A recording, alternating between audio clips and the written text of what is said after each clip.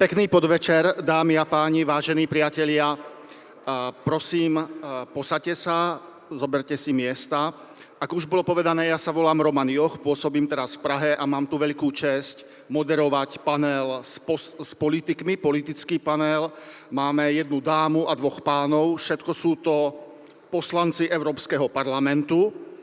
Dovolím si najprv predstaviť dámu, pani Miriam Lexman, je europoslankyňa, ktorá je aktívna v poslaneckej skupine Európskej ľudovej strany, čo je stredopravicová európska kresťanská demokracia. Jeden zo štátnikov z tejto stranickej rodiny je nemecký kancelár súčasný. Ďalším našim hosťom je pán europoslanec Nicolas Bay, pôvodom z Francúzska a je členom poslaneckej skupiny európskych konzervatívcov a reformistov, opäť európskou štátničkou, ktorá patrí k tejto stranickej rodine, je talianská premiérka Giorgia Meloniová. A v neposlednej rade našim ďalším hosťom a panelistom je pán António Tonže Coaches z portugalskej strany Chega a zároveň člen stranickej skupiny patriotov pre Európu v Európskom parlamente. Opäť zmiením jedného európskeho premiéra, ktorý patrí k tejto stranickej orientácii, a to je pán Viktor Orbán, maďarský premiér. Úplne na úvod by som chcel požiadať našich panelistov, aby mali svoje prvé vstupné príspevky, v ktorých by nastienili, čo považujú za dôležité v tomto volebnom období Európskeho parlamentu a taktiež na čo sa oni chcú špecializovať ako na to, čo chcú buď presadiť, alebo nejakej nedobrej veci pokúsiť sa zabrániť. Takže poprosím pani Miriam Lexman. Ďakujem veľmi pekne. Ja keď som kandidovala do Európskeho parlamentu, tak môjim heslom bolo Vráťme Európe hodnoty, čím som myslela tie hodnoty, ktoré zakladatelia, kresťanskí demokrati, hlboko veriaci ľudia vložili do tých základov Európskej únie. A je to hlavne princíp subsidiarity a tie ciele cez tento princíp by mali byť ochrana mieru, ľudskej dôstojnosti, ľudských práv a prispievať k tomu, aby Európska únia a európsky kontinent ekonomicky prosperoval.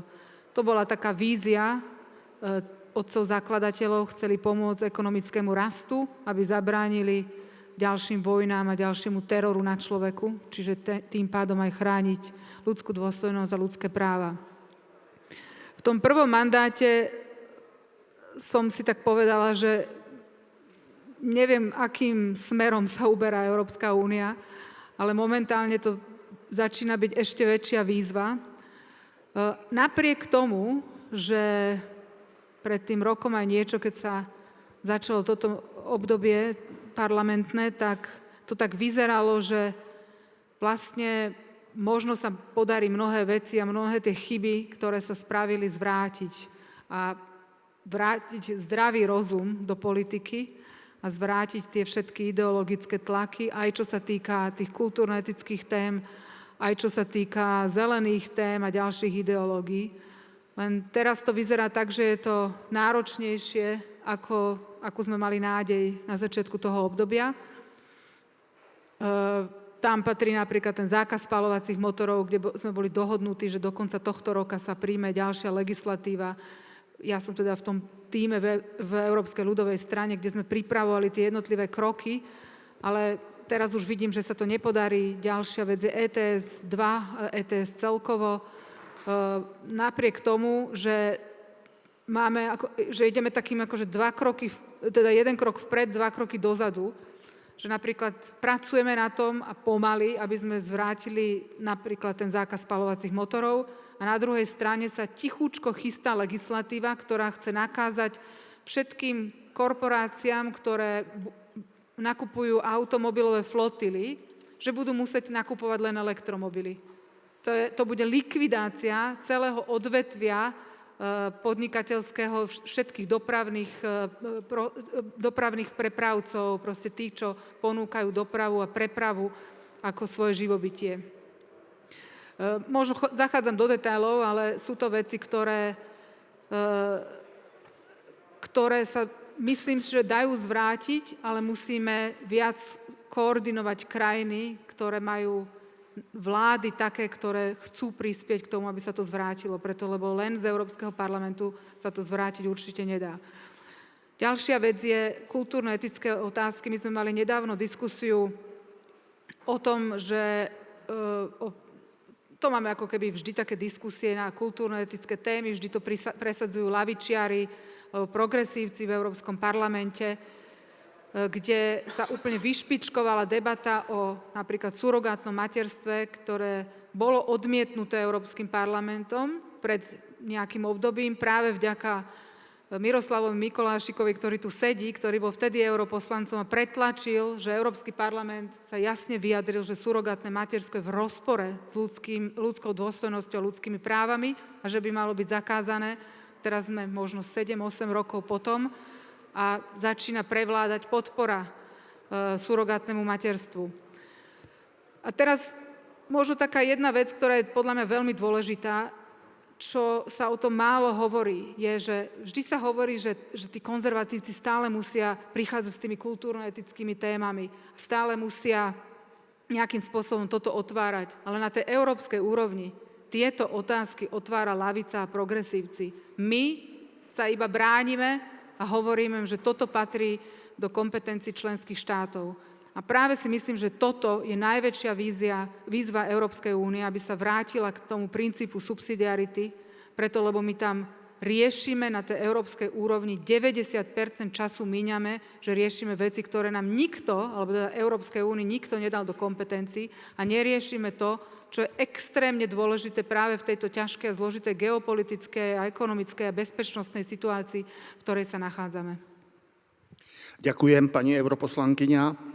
A teraz by som poprosil pána europoslanca Nikola B.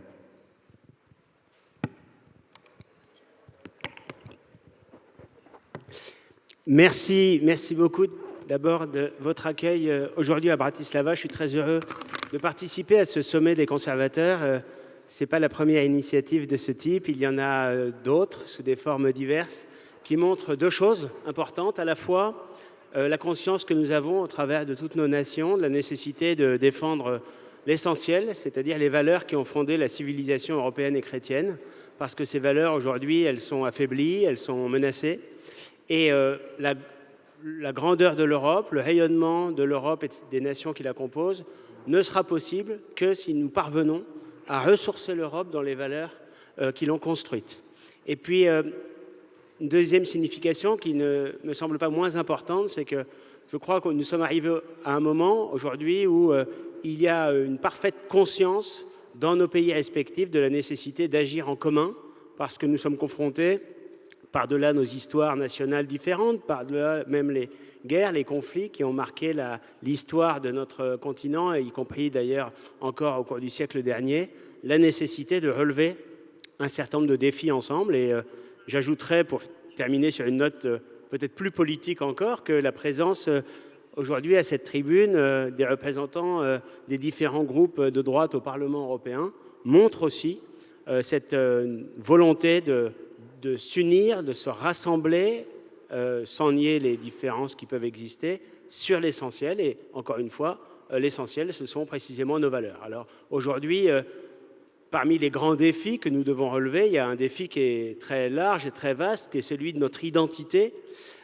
Et cette identité de civilisation européenne et chrétienne, elle est attaquée, menacée sous des formes assez diverses. Dans des pays comme la France, en Europe occidentale d'une manière générale, le poids de l'immigration provenant de pays majoritairement musulmans met en péril notre identité.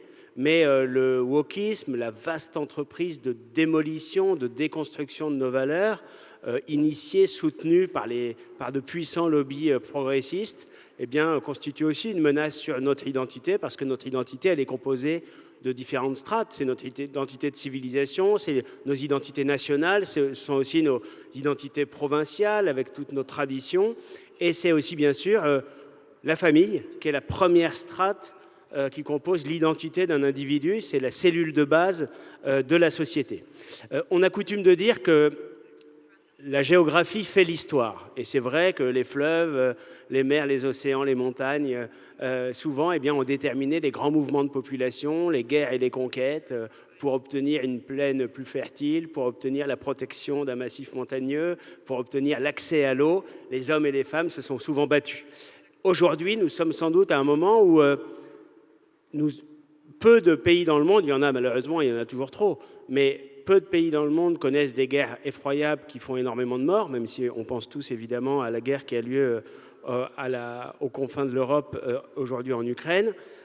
Bien sûr, il existe toujours des maladies ou des catastrophes naturelles, mais moins qu'avant, parce qu'elles sont la technique, la science nous permet de mieux les maîtriser, de mieux les anticiper, et donc les guerres, les catastrophes naturelles, les épidémies ne sont plus les puissants et dramatiques régulateurs démographiques que nous avons connus dans l'histoire.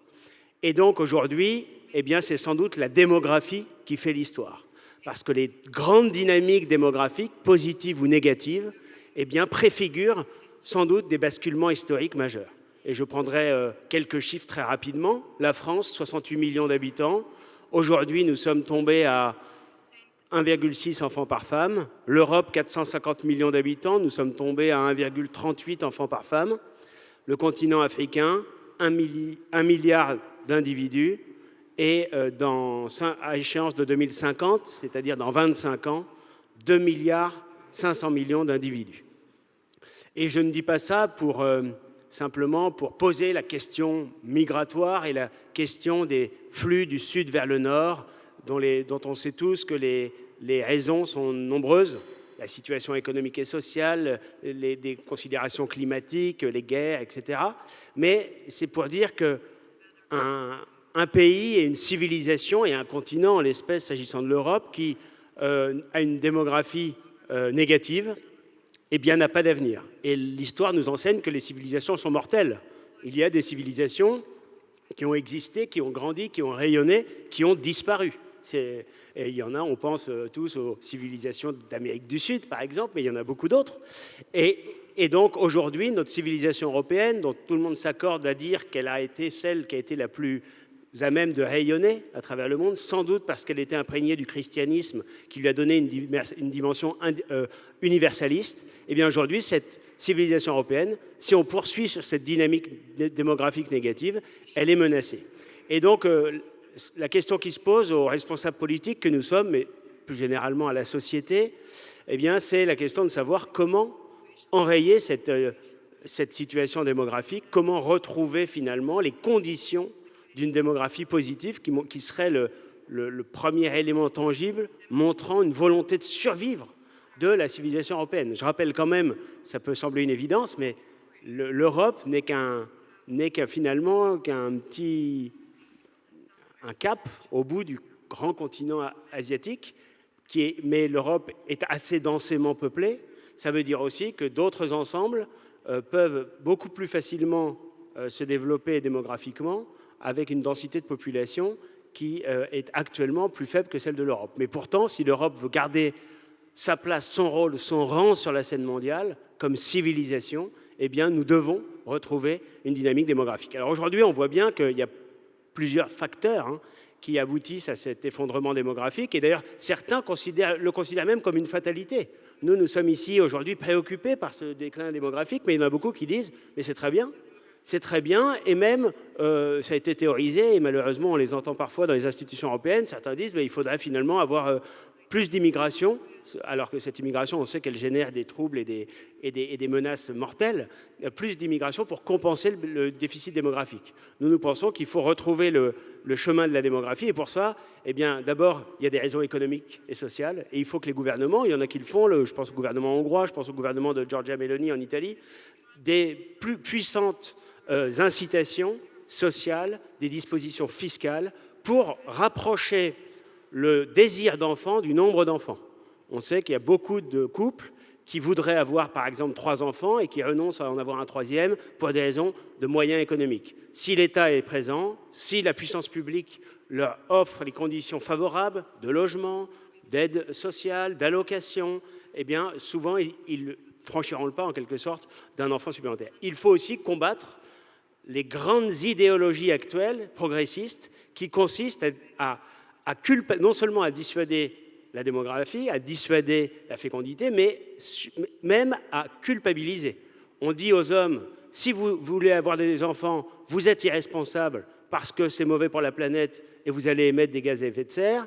Et on dit aux femmes, eh bien, non seulement vous êtes irresponsables, mais en plus, c'est un asservissement qui vous réduit à votre rôle uniquement maternel, alors que c'est sans doute la plus belle mission, la plus magnifique mission que l'on puisse avoir. Et on voit qu'il y a l'idéologie écologiste et il y a l'idéologie féministe qui a consisté, là aussi, à essayer d'affaiblir la maternité, de la critiquer, de la contester, dans une démarche qui est plus vaste, qui est une démarche finalement individualiste, c'est-à-dire l'homme se suffit à lui-même, c'est la grande idéologie de la gauche, on n'a pas d'histoire, du passé faisons table rase, oublions notre passé, et si on ne transmet pas, si on n'a pas d'enfants, eh bien on n'a pas non plus besoin d'avoir un avenir. Du coup, le résultat, eh bien, c'est que l'horizon ultime de chacun, c'est son propre individu. C'est-à-dire, c'est l'individualisme, l'égoïsme organisé, à la fois dans le temps, pas d'ancêtres, pas de descendants, et dans l'espace, parce que ce sont les mêmes qui essayent de détruire méthodiquement tous les liens sociaux, la famille, la province, les villages, la nation, la civilisation. Et donc on voit bien qu'on a face à nous une volonté idéologique d'individualiser les êtres humains, de les enfermer dans une solitude à la fois dans le temps et dans l'espace, qui est la négation d'un projet de société et qui nous empêche aujourd'hui de nous projeter dans l'avenir. Ďakujem vám, pán europoslanec. A teraz by som poprosil o vstupné poznámky pána europoslanca Antóniu Tanže Correu.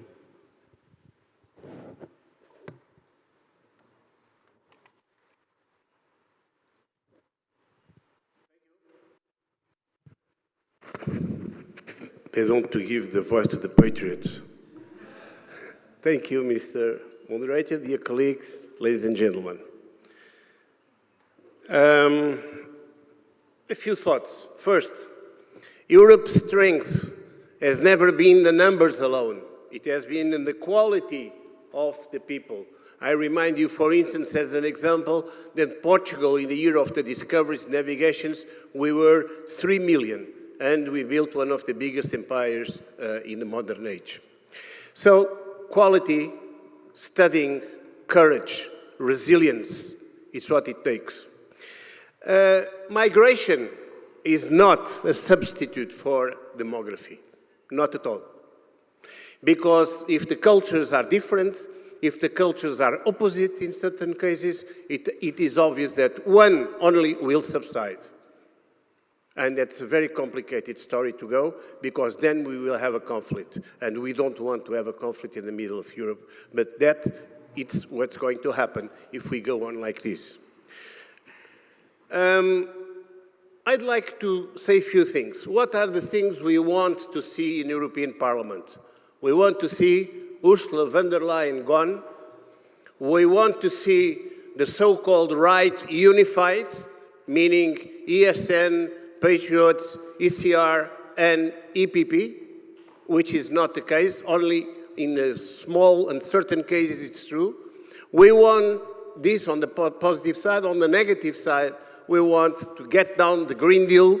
We want to get down illegal immigration, and we want to get down corruption, which is a nilness of the European institutions. We got a victory vis-à-vis the Green Deal. We suspended parts of it.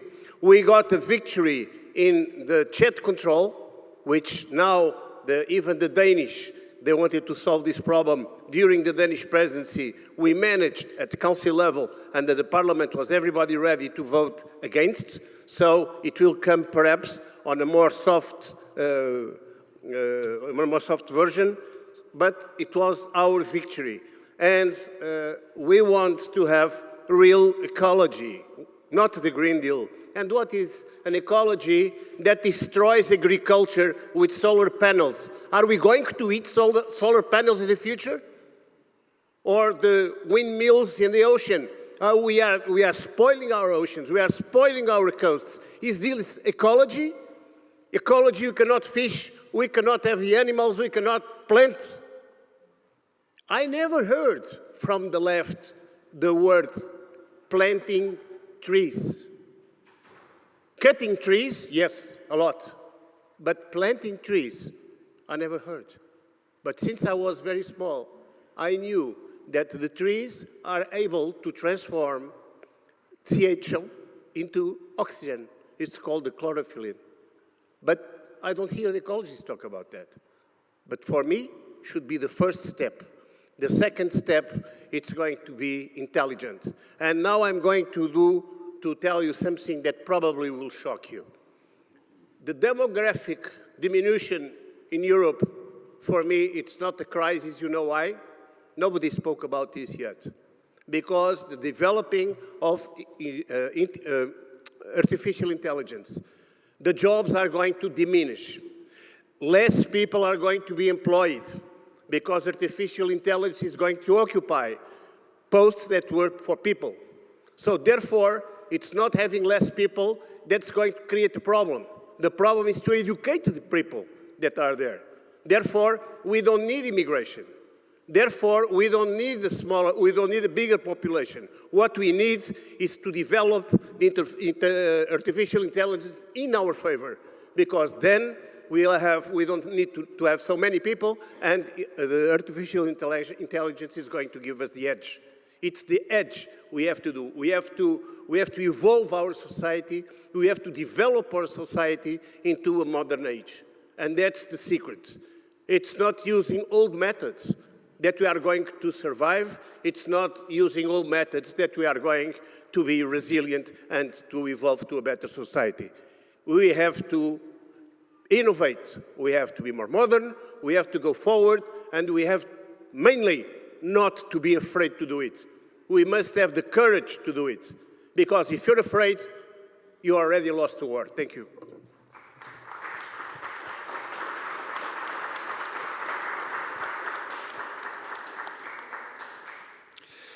Ďakujeme, pán europoslanec. Som veľmi rád, že všetci panelisti sa dotkli tej hlavnej otázky tohoto panelu, ako pokračovať ďalej a ako nepokračovať ďalej pri pokusoch riešiť demografickú krízu Európy. My, Európania, sa nemôžeme utešovať, že niektoré spoločnosti sú na tom horšie ako my, Južná Kórea, Japonsko. A vieme, že surogátne materstvo, ktoré porušuje ľudskú dôstojnosť, nie je riešením demografickej kríze. A taktiež vieme, že masová imigrácia z cudzích civilizácií, ktorá by mohla spôsobiť kultúrny rozvrat, tiež nie je riešením európskej demografickej kríze. Čo by ste navrhovali na európskej úrovni? Primárne je to otázka samozrejme životných štýlov jednotlivých rodín, potom národných štátov, ale je niečo, čo by mohlo pomôcť na európskej úrovni? Prosím pani europoslankyňu Miriam Lexman. Ďakujem veľmi pekne. Je to veľmi zložitá otázka práve na tej európskej úrovni, preto lebo mnohé časti rodinnej politiky patria do kompetencií členských štátov a práve preto my, konzervatívci, nechceme, aby sa pri riešení demografickej krízy prenášali kompetencie na európsku úroveň. To je možno, že ten najdôležitejší bod. Na druhej strane Európska únia môže priniesť nejaké riešenia, preto lebo tiež sa stotožňujem s tým, čo hovorili moji spoludiskutujúci, že prinášať ľudí hlavne z krajín, ktoré sú kultúrno, nábožensky veľmi vzdialené, nie je riešenie a vidíme, kam to vedie v západnej časti Európy. Práve preto tu treba povedať aj možno, že je veľká otázka, že na Slovensku sa o tom ešte stále málo hovorí, že naša vláda chce urobiť, podpisuje dohody s Uzbekistanom a chce sem priniesť do výšky 200 000 ľudí z Uzbekistanu napríklad. čo teda určite nie je riešenie. Na druhej strane myslím si, že riešenie je napríklad také ako keby rýchle riešenie. Je napríklad to, že máme tu množstvo Ukrajincov, máme tu lekárov z Ukrajiny, ktorí tu žijú a nevedia si nájsť prácu, dokonca im nie sme schopní dať ani prácu ako zdravotná sestra. Preto, lebo nemajú na to doklady a myslím si, že iné krajiny boli oveľa schopnejšie a flexibilnejšie v tomto, aby sme tu nenechali lekárov umývať dlášky v nejakých hoteloch, keď ich máme málo, ale aby sme možno, že nejakým spôsobom ich začlenili do toho systému, preto lebo sú tu nám ľudia aj jazykovo, aj kultúrne, aj vierovyznaním pomerne blízky. Ale čo môže urobiť Európska únia?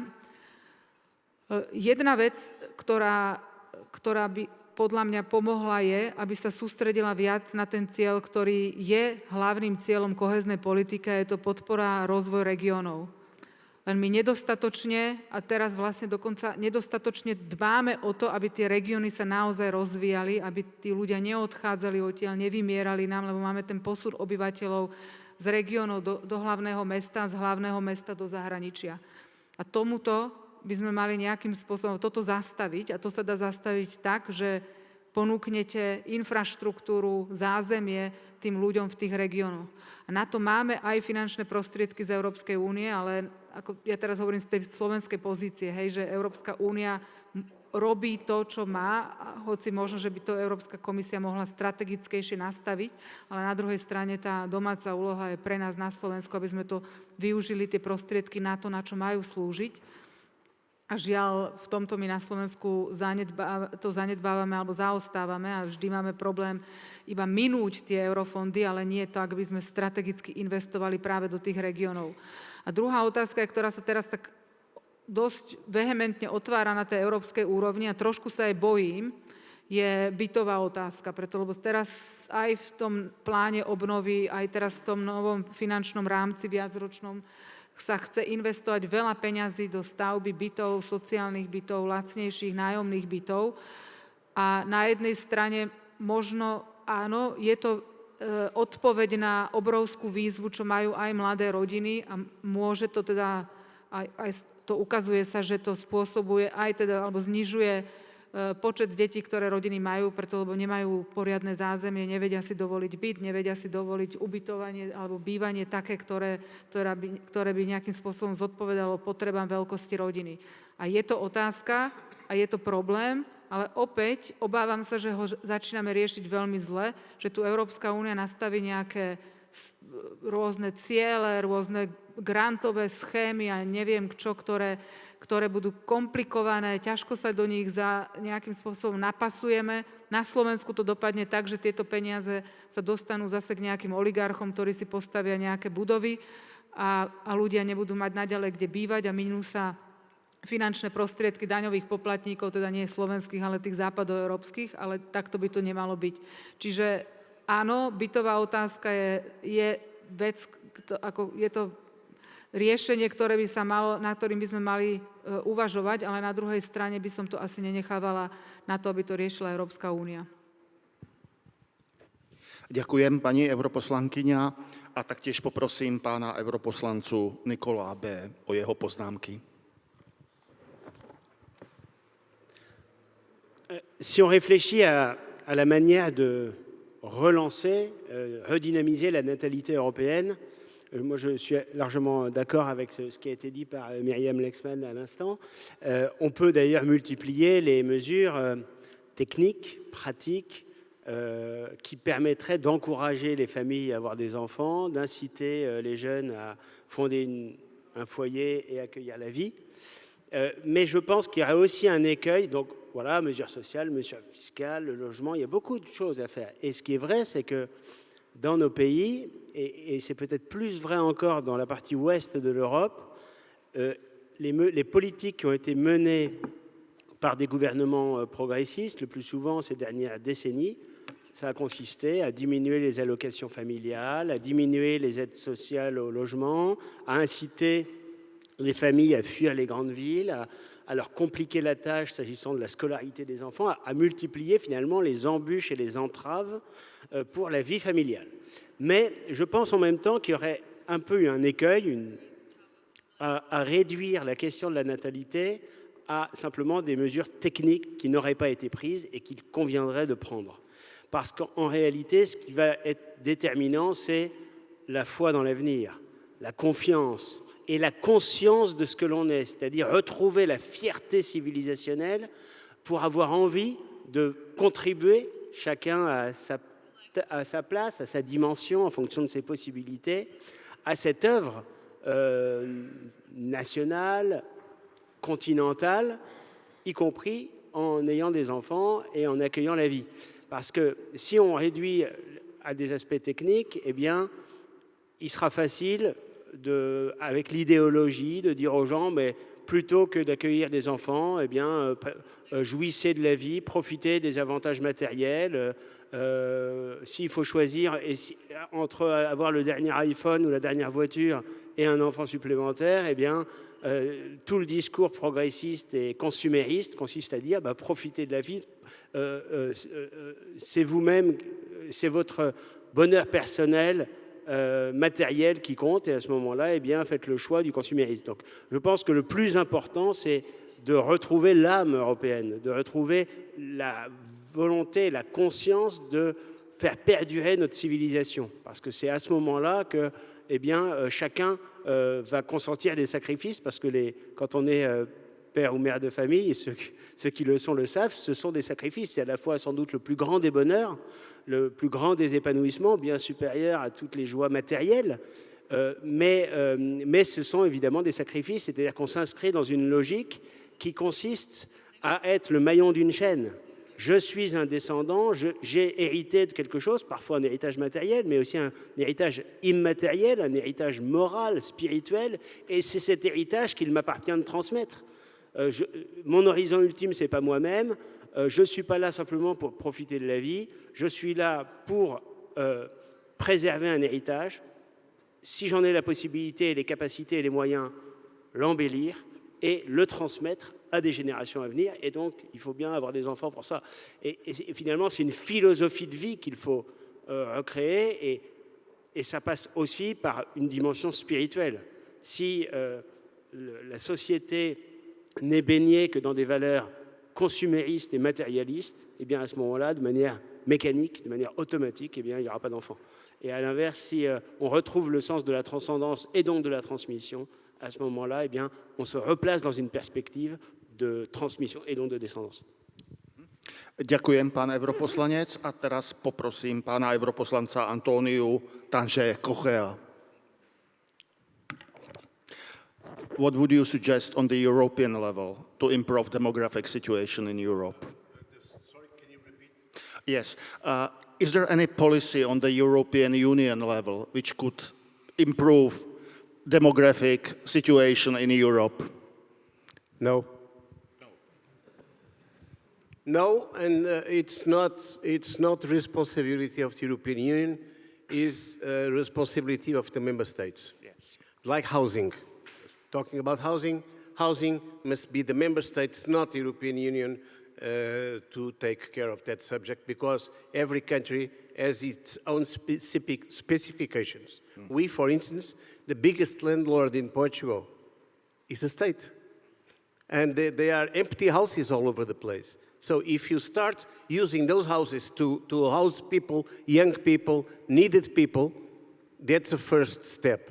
Second, we have another problem, is this new immigration from Pakistan, Bangladesh, India, and so on.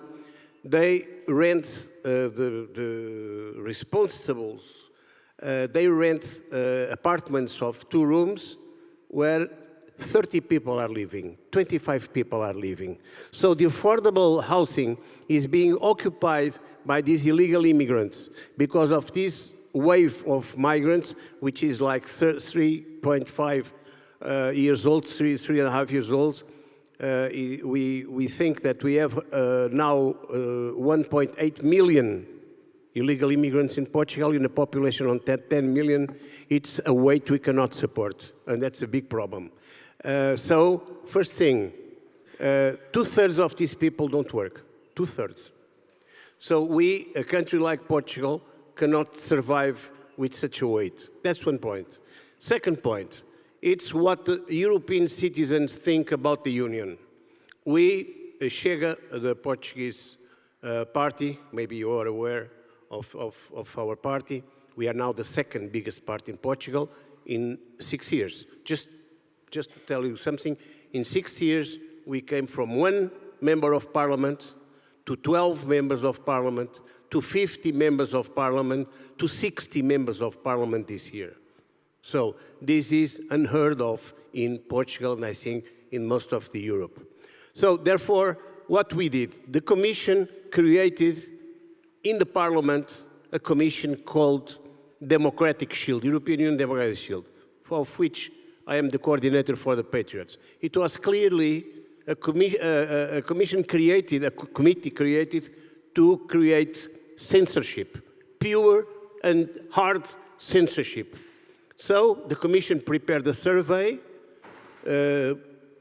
relating what was the opinion of the citizens, European citizens, vis-à-vis the institutions of the European Union, and it was very biased. So what we did in Chega and then in the Patriots, we did our own survey that included all 27 countries of the European Union. They got 4,000 answers, we got 15,000. So that's the difference. And the answers, my friends, I can tell you, are not very, very nice for the European institutions. So why am I telling you this? Because either in the future we get the people, the European people of all our countries, closer to the European institutions, or we will have a major crisis.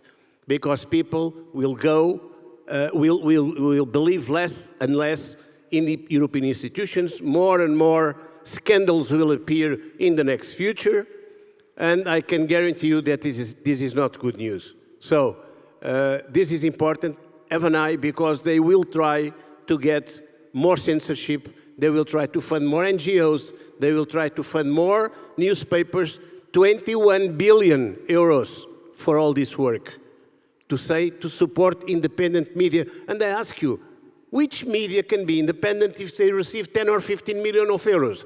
Is it independent of what? Of me? Sure, but not from the European Commission. So they will say exactly what the European Commission wants them to say, period. So this is going to be what's going to happen in the future, and we have to be very vigilant. Thank you. Ďakujem, pán europoslanec. A teraz je priestor pre vaše otázky. Vždycky po svojom predstavení sa prosím povedzte, na koho máte otázku, či na konkrétneho europoslanca, europoslankyňu, alebo na všetkých. A dajme si teraz 3 otázky. Ja mám prvú na pani Lexman.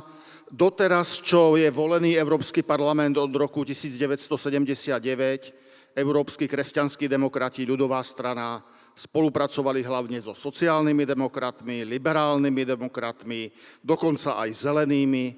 Nie je čas, aby Európska ľudová strana spolupracovala viac s európskymi konzervatívcami a reformistami a s patriotmi?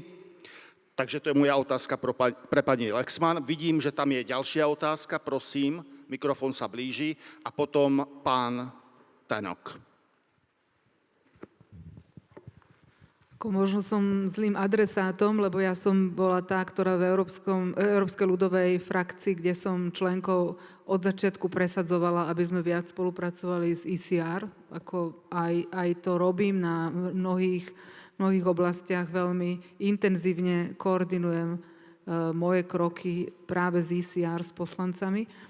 A druhú vec, ktorú som sa snažila presadiť, alebo ktorú som vyčítala európskym ľudovcom, bolo to, že sme práve v tom minulom období, kedy som sa prvýkrát stala poslankyňa, tak som veľakrát dostala ten voting list proste z EPP. Ja som si vždy robila svoj, ale EPP vždy každému poslancovi pošle voting list, ako teda navrhujú tí jednotliví reportéri, ktorí sú za EPP zodpovední za tie dané návrhy hlasovať. a častokrát za veci, ktoré máme v programe, ktoré máme v deklarovanom nejakom jasnom cieli, tak sme hlasovali proti. A bolo to preto, že lebo to tu navrhovali tí, akože od nás napravo, buď ECR, akože ECR bolo považované v minulom období za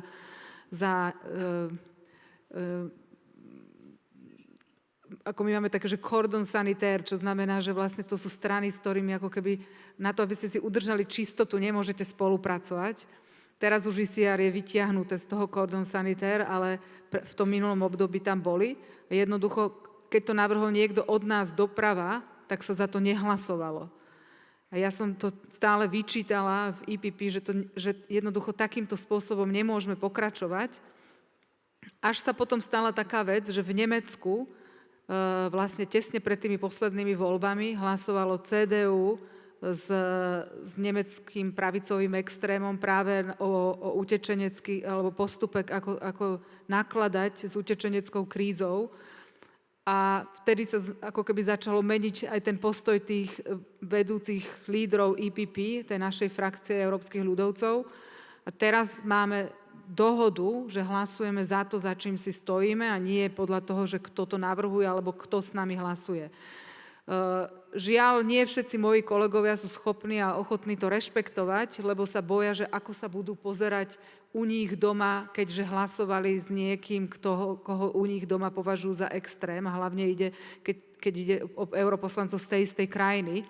Ale postupne si myslím, že tá Európska ľudová strana prichádza k tomu, že jednoducho toto je potrebné robiť, že my sa musíme vždy postaviť za to, za čím si stojíme, čo je naša politika, a nemôžeme pred každým hlasovaním nejakým spôsobom manévrovať to, že však kto hlasuje takto, tak my musíme hlasovať inak, lebo s tými a s tými nemôžeme hlasovať. Však to je obrátenie politiky úplne na ruby. A hlavne v Nemecku zistili, a teda postupne to zistujú aj moji kolegovia, že my tým pádom aj strácame voličov. Lebo ako chceme presvedčiť voličov, že jednoducho sme pravicoví, napríklad pro-biznis, ekonomicky, keď už nehovoríme o tých kultúrno-etických veciach, ktoré aj v tej pravici nie vždy sú rovnaké názory. Ale ako chceme presvedčiť voličov, že toto sú naše ciele a toto chceme robiť, keď my za to nezahlasujeme. A vysvetlenie, že lebo za to hlasoval ten a ten kolega, asi tí občania nebudú akceptovať.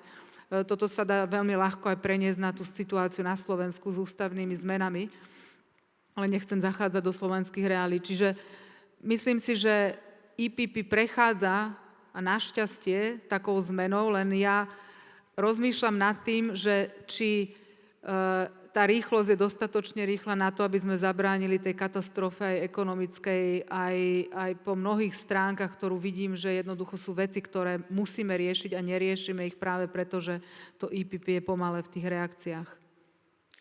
Dobrý smer, ale malá rýchlosť. Poprosím pani o otázku. Yes, Ludovine de la Rochère from France. I'm president of La Manif pour Tous, which is now Le Syndicat de la Famille, Family Union. And my question is to Antonio Tonga Correa. You said just a few minutes ago that European Union cannot do anything for policy families and for demography. Yes, actually, in the TFUE, it is from the sovereignty of of all the member states. But why do we have children? Of course, not for subventions. I should even say not for political matters, but because very deeply, and especially when we are very young, adolescents, we are involved in the sensibility about pregnancy and fatherhood and motherhood. For example, when I was a young girl, my mother told me, look at this wife, she's pregnant, it's absolutely extraordinary. And it was great news. And I mean that when European Union is always in the struggle against gender stereotypes And in the struggle for equality, which means struggles between man and woman, of course, it will hide, it will destroy this taste for motherhood or fatherhood. So I think that in this point, European Union has a great role to play because it's a philosophical and political issues, actually. It's not the material, of course it is also, but after. So, do you agree with that? And do you think that European Union could change this very materialist and individualist and see the matter of demography in another point of view, in another way, rather pragmatic and rather, I should say, in a transmissional way. Sorry for my bad English. Thank you very much by advance. Thank you very much, Madam, for your answer. It's quite obvious that we are totally in favor of what you said. There are two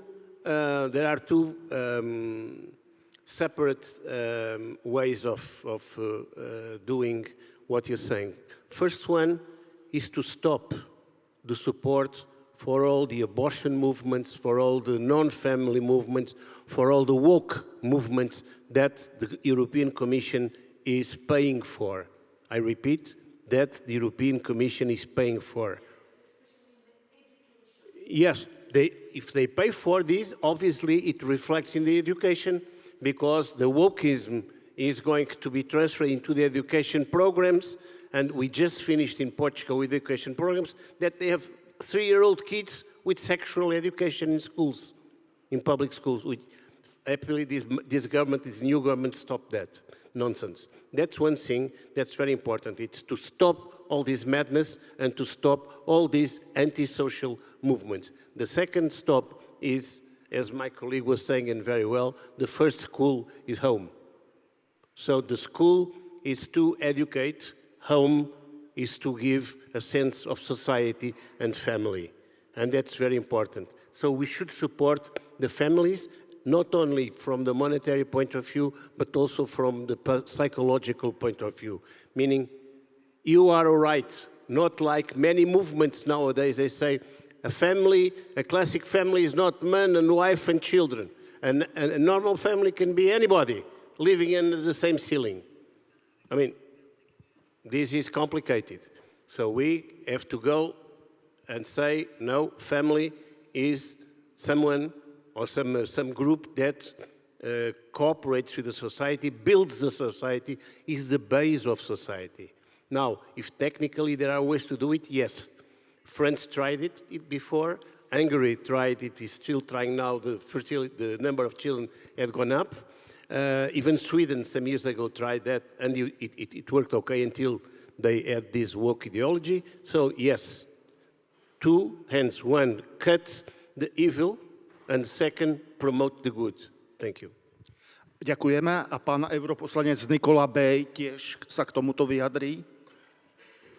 Oui, merci.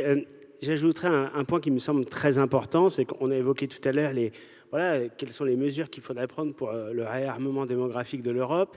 Et on a convenu aussi qu'il y avait une nécessité de réarmement moral et que c'est peut-être là l'essentiel. Ce ne sont pas simplement des mesures techniques.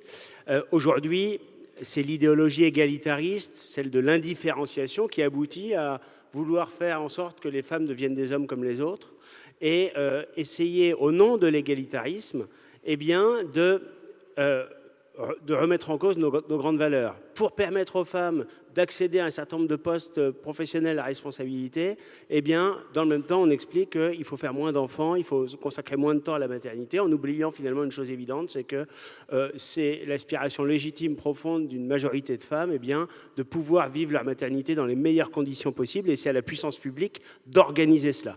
Et dans les institutions européennes, nous sommes, je pense, tous confrontés à un phénomène qui est extrêmement choquant et très révélateur de l'idéologie qui imprègne la Commission européenne, c'est qu'à chaque fois qu'on demande ou qu'on incite ou qu'on propose des mesures pro-famille, des mesures qui aideraient les femmes à concilier plus facilement leur vie familiale et leur vie professionnelle, des mesures qui inciteraient à l'accueil de la vie, à cette fameuse culture de la vie dont parlait Jean-Paul II, à des mesures pratiques, concrètes qui permettraient d'aider les familles, on nous répond toujours on n'est pas en compétence de l'Union européenne. Et c'est vrai que le traité de Lisbonne définit les compétences de l'Union européenne, ce qui relève de l'Union et ce qui relève des États membres.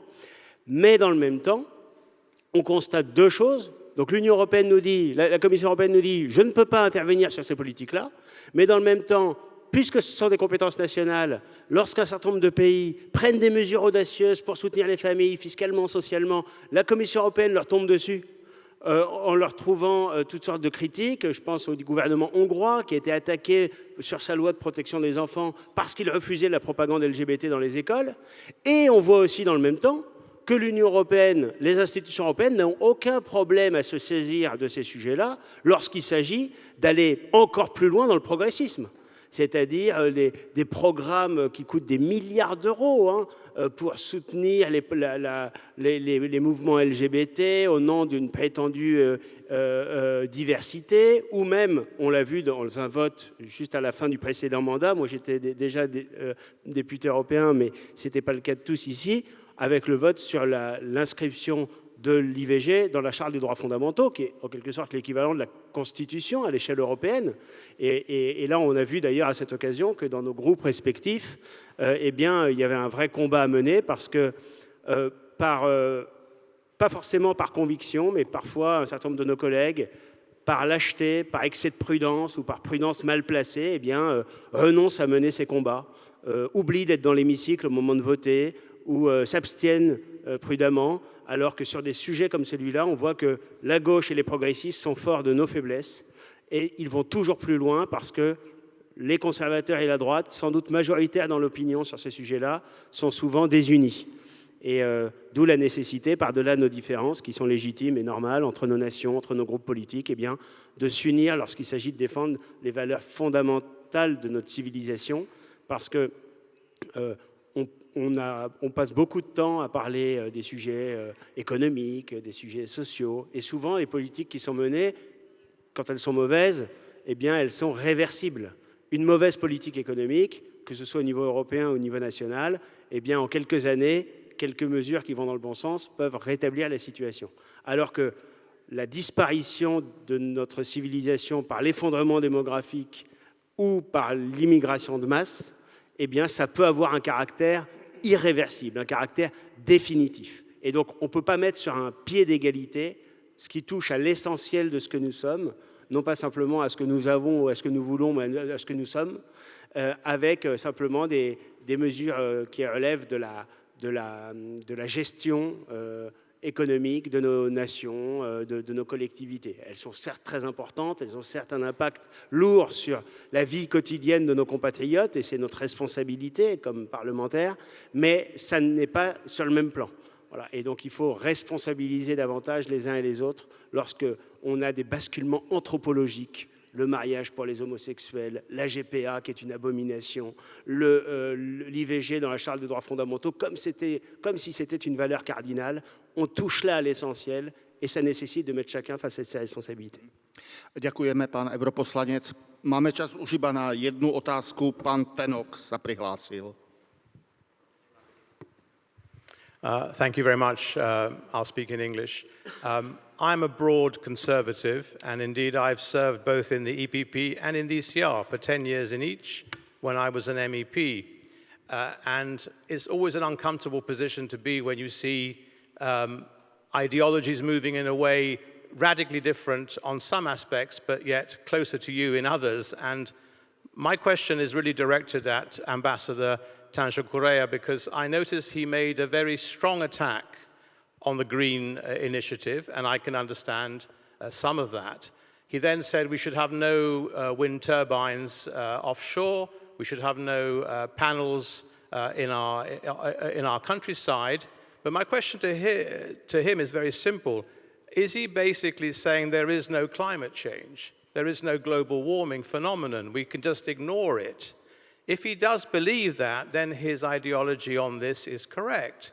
But if you're like me and I'm a scientist and doctor by training, I see the phenomenon of global warming. I do accept that my old party, the Conservatives, perhaps were going a bit too much in the green direction because there is an economic consequence to all these things.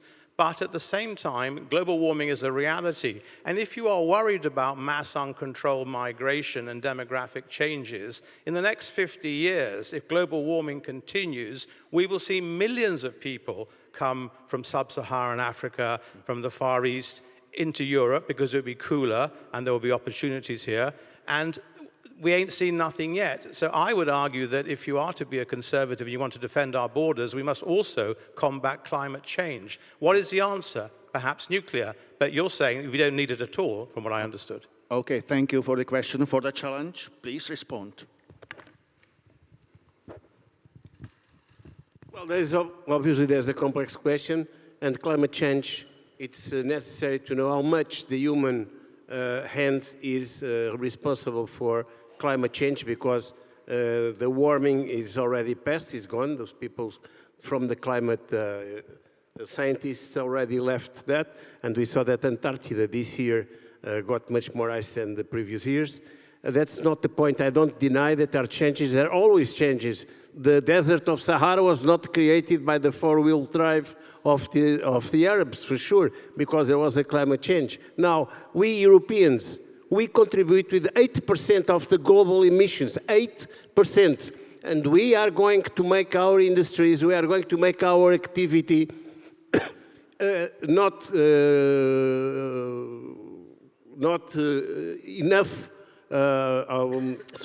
not aggressive enough in the world champ.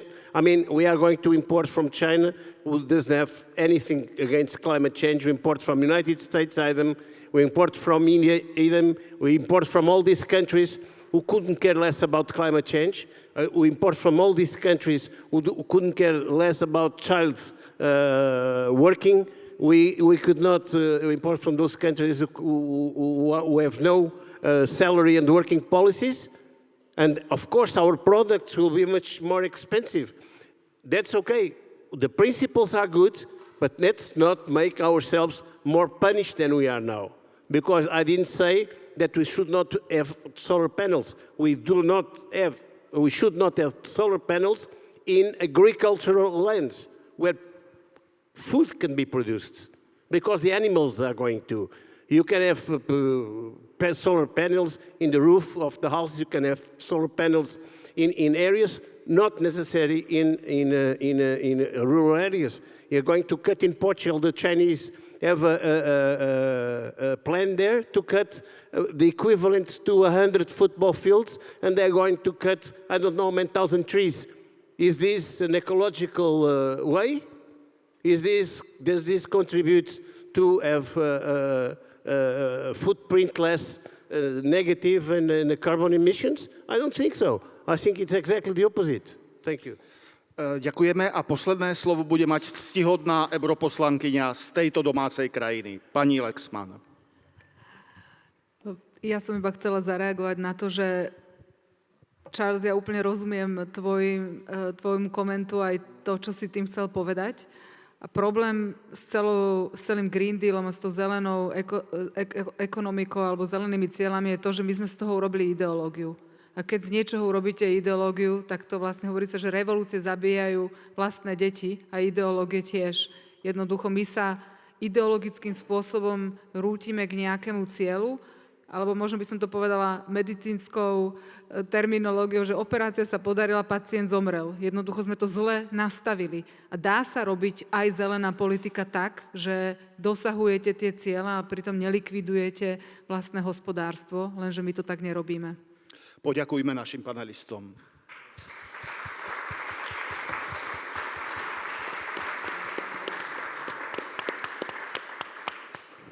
Prosím.